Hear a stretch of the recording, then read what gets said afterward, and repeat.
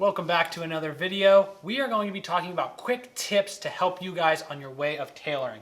We wanted to do something a little bit different in this tutorial so that you guys can get a quick answer instead of watching a whole long video on how to get certain jobs done. And today we want to talk about that situation when you go to taper your pants, but the bottom is still too small to be able to be turned up and stitched without getting a bunch of puckering.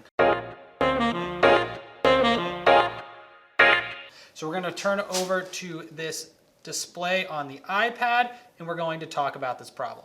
So usually when you're looking at a pair of pants, they're very peg leg, so when you turn this end up to here, everything fits in, there's no puckering.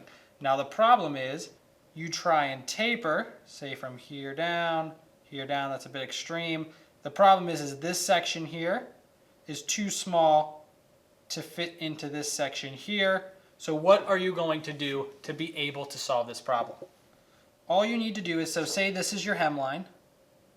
That's where it's going to be folded up. All of this is extra. You want to take in this seam like this and then let it right back out to the bottom.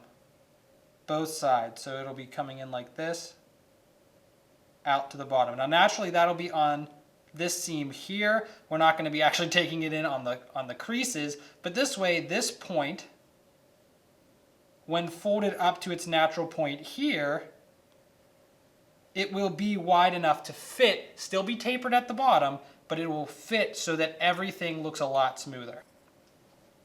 Hopefully that helped, this quick little illustration to show you guys how to do tailoring jobs better, quicker, and more efficient. If you liked it, share, subscribe. Otherwise, we'll see you in the next video.